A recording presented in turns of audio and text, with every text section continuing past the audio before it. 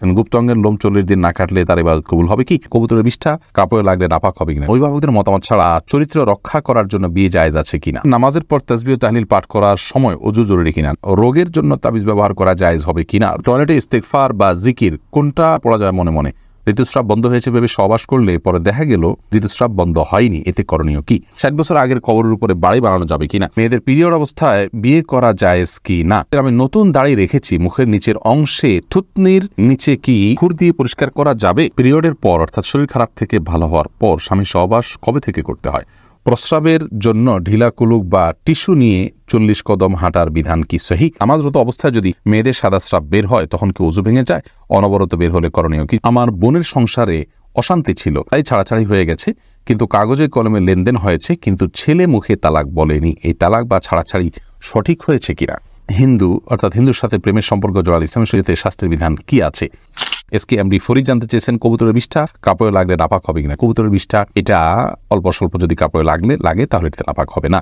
এরপরে রায়হান আলী জানতে চেয়েছেন নামাজের পর তাসবিহ ও তাহলিল পাঠ করার সময় ওযু জরুরি কিনা? না, তাসবিহ তাহলিল পাঠের সময় ওযু না থাকলেও চলবে, কোনো অসুবিধা নেই। মাসুমা শারমিন জানতে চেয়েছেন টয়লেটে ইস্তেগফার বা জিকির কোনটা পড়া যায় মনে মনে?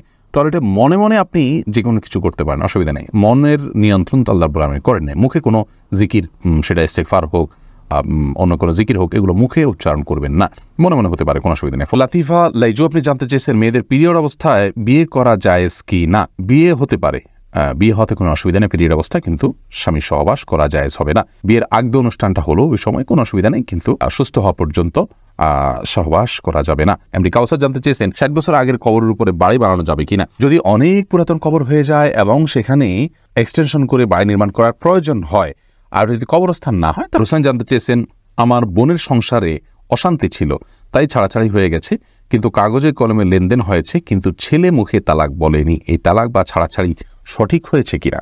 আপনার বোনের সংসারে অশান্তি ছিল, তাই ছাড়াছাড়ি হয়েছে, কাগজে কলমে লেনদেন হয়েছে, কিন্তু ছেলে মুখে তালাক বলেনি। ভাই আকবর হোসেন, প্রথম কথা হলো কাগজে কলমে কি লেখা হয়েছে? যদি কাগজে তিনি লিখিতভাবে ডিভোর্স দিয়ে থাকেন এবং তিনি সেখানে স্বাক্ষর করে থাকেন, ওটা পড়ে জেনে, তাহলে সেক্ষেত্রে তালাক হয়ে যাবে, মুখে কিছু না বললেও। লিখিতভাবে তালাক দিলেও তালাক হয় মুখের উচ্চারণ ছাড়া, কিন্তু তিনি কি লেখা আছে সেখানে জানতে হবে। কথার কথা, উকিল কি লিখেছে জানেনও না তিনি, বা তার কর্তৃপক্ষ, তারা পরিবারের লোকজন তালাকের কাগজপত্র রেডি করেছেন, তাকে শুধু বাধ্য করেছে সিগনেচার করতে, তিনি জানেনও না কি লেখা আছে, তাহলে তালাক হবে না। এরকম হলে, আর যদি তিনি জানেন কি লেখা ছিল, ওইটা পড়ে তিনি সিগনেচার করেছেন, তাহলে তাতে তালাক হয়ে যাবে। রাহি শাহী আপনি আইডি থেকে জানতে চেয়েছেন প্রস্রাবের জন্য ঢিলা কুলুক বা টিস্যু নিয়ে 40 কদম হাঁটার বিধান কি সহিহ? না, 40 কদম পেশাবের পরে ঢিলাগুলো ধরে আপনার হাঁটতে হবে, এরকম কোনো কথা কোরআন হাদিসের কোথাও বলা হয়নি। এবং এই বিষয়টি মানুষের সামনে যখন হাঁটাহাঁটি করা হয়, জিনিসটা দৃষ্টিকটুও। অতএব কারোর যদি পেশাবের ধারা বন্ধ হতে একটু সময় লাগে, তাহলে তিনি টয়লেটে ওয়াশরুমে অপেক্ষা করবেন এবং সেখানে তার যদি উঠবস করা লাগে করবেন, কিন্তু মানুষের সামনে নিজের আপনার লজ্জাস্থানে হাত দিয়ে হাঁটাহাঁটি করা দৃষ্টিকটু, এতে কোনো সন্দেহ নেই, এবং এরকম কথা দেশে কোথাও বলা হয়নি।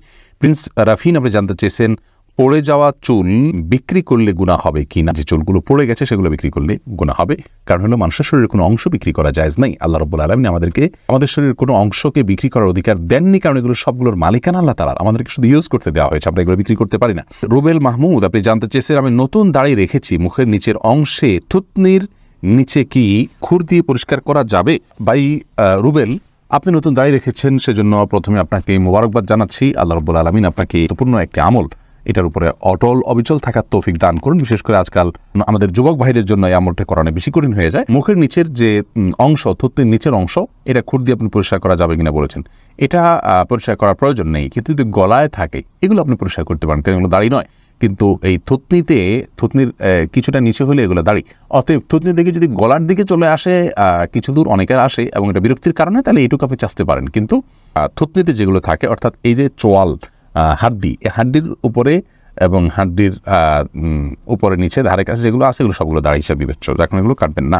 তাহনিয়া আপনি জানতে চেয়েছেন ঋতুস্রাব বন্ধ হয়েছে ভেবে সহবাস করলে পরে দেখা গেল ঋতুস্রাব বন্ধ হয়নি, এতে করণীয় কি? দেখুন, হামিদ আল তাহানি ঋতুস্রাব বন্ধ হয়েছে ভেবে সহবাস করেছেন, পরে যদি দেখেছেন না আসলে বন্ধ হয়নি, তাহলে সেক্ষেত্রে ইস্তেগফার করুন, যে ভুল হয়ে গেছে, ইনশাআল্লাহ এর কারণে গুনাহ হবে না। কিন্তু জেনে শুনে ঋতুস্রাবের মধ্যে সহবাস হলে সেক্ষেত্রে হাদিসে রাসূল আকরাম সাল্লাল্লাহু আলাইহি ওয়াসাল্লাম শিক্ষা দিয়েছেন কিছু সাদকা করে দেন কাফারা হিসাবে, কিছু গরিব দুঃখীদেরকে যার সাধ্য অনুযায়ী, যার সাধ্য আছে অল্প, তিনি অল্প 100-200 দিলেন, আর যার সাধ্য অনেক বেশি আছে তিনি বেশি দান করে দিবেন। এটার জন্য পরবর্তীর জন্য সাবধান হতে হবে, যাতে নিজের ভুলের কারণে কোনো গুনাহে আমরা লিপ্ত না হয়ে যাই বা আমাদের দ্বারা ভুল কিছু না হয়। এরপরে সুইটি আহমদ আপনি জানতে চেয়েছেন রোগের জন্য তাবিজ ব্যবহার করা জায়েজ হবে কিনা। রোগের জন্য তাবিজ ব্যবহার করা ইসলামী শরিয়ার শিক্ষা নয়, সুন্নাহ নয়। রাসূল আকরাম সাল্লাল্লাহু আলাইহি ওয়াসাল্লাম ঝাড়ফুঁকের শিক্ষা দিয়েছেন। শুধু বাচ্চারা যারা পড়তে পারে না তাদেরকে ঝাড়ফুঁকও সবসময় করা যায় না, বা করেও নিয়মিত ঝাড়ফুঁক করা যায় না, তেলাওয়াত করা করতে পারে না তারা, এক্ষেত্রে তাদেরকে তাবিজ দেওয়া যায় কিনা কোরআন হাদিসের আয়াত দিয়ে, কোরআন আয়াত এবং হাদিসের দোয়া দিয়ে শুধুমাত্র, সেটাকে কোনো ওলামা কেরাম জায়েজ বলেছেন। কিন্তু রাসূল আকরাম সাল্লাল্লাহু আলাইহি ওয়াসাল্লাম কাউকে কখনো তাবিজ দেননি, দিতে বলেননি। তিনি যেটা বলেছেন ঝাড়ফুঁক করা নিজের জন্য, অন্যের জন্য। অতএব তেল পড়া, পানি পড়া বা বিভিন্ন আয়াত তেলাওয়াত করে ফুঁক দেওয়া, এটাই হলো মূল ট্রিটমেন্ট, সেটাতে আমাদের যাওয়া উচিত, সুন্নাহ সেটাই। সঞ্জিদা তামান্না জানতে চেয়েছেন অভিভাবকদের মতামত ছাড়া চরিত্র রক্ষা করার জন্য বিয়ে জায়েজ আছে কিনা। অনেক গুরুত্বপূর্ণ প্রশ্ন, এবং এই প্রশ্নটা অনেকেই করে থাকেন। দেখুন, মেয়েদের বিয়া অভিভাবকের অনুমতি ছাড়া এটা জায়েজ আছে কিনা এ বিষয় নিয়ে বিস্তর মতপার্থক্য আছে। ইমাম আবু হানিফা রাহমাতুল্লাহর মতে প্রাপ্তবয়স্কা মেয়ে হলে তিনি নিজের বিয়ে নিজে করতে পারেন অভিভাবকের অনুমতি ছাড়া, যদি অন্যান্য ইমামদের মতে এবং বেশিরভাগ ইমামদের মতে এটি জায়েজ নাই। তো এক্ষেত্রে একজন মেয়ে মানুষ তার পরিবারকে বোঝানোর চেষ্টা করবেন। পরিবার যদি এতই নাছোড়বান্দা হন, সবচেয়ে বড় কথা হলো যে আপনি নিজেকে অহেতুক যৌন বিষয়গুলোকে মানুষের মধ্যে সেগুলোর প্রতি আগ্রহী করে তোলে, এরকম কাজ থেকে নিজেকে দূরে রাখা উচিত। আজকাল দেখা যায় যে ছেলে মেয়েরা একে অন্যকে একান্তে কথা বলে, চ্যাট করে, এরপরে নিজেদের আর ঠিক রাখতে পারেন না, তখন বলে আমাদের এখন বিয়ে করবো কিনা। আপনি ওই পথে যেই তো আপনি নিজের ধ্বংস ডেকে এনেছেন। যার কারণে আপনি যদি ইসলামের শরিয়া অনুযায়ী চলে থাকেন, তাহলে সেক্ষেত্রে এই প্রশ্ন আপনার আসবেই না যে এটা ছাড়া চরিত্র রক্ষা করা যাচ্ছে না। কেন চরিত্র রক্ষা করা যাবে না? আপনি পুরুষ থেকে নিরাপদ দূরত্বে থাকবেন, তার সাথে কোন পুরুষদের সাথে কোনো প্রয়োজন ছাড়া আপনি যোগাযোগ রাখবেন না, এবং পর্দার যে বিধিবিধানগুলো আছে, আপনার সব মানে কণ্ঠের হেফাজত, আপনার সৌন্দর্যের হেফাজত, তাদের সাথে পুরুষদের সাথে মেলামেশার বিষয়ে যে শর্তগুলো আছে, সেই সবগুলো যদি মেনে চলেন, তাহলে তো আপনার প্রশ্ন আসারই কথা নয়। এটা হলো প্রথম কথা। দ্বিতীয় কথা হলো যে যদি কোনো কারণে আপনি ইসলামের বিধিবিধানগুলো লঙ্ঘন করার কারণে এখন আপনি আসলে বিপদে পড়ে গেছেন, তাহলে সেক্ষেত্রে আপনি এখন নিজেকে দূরে সরে আনার চেষ্টা করবেন। এটা দ্বিতীয় বিষয়।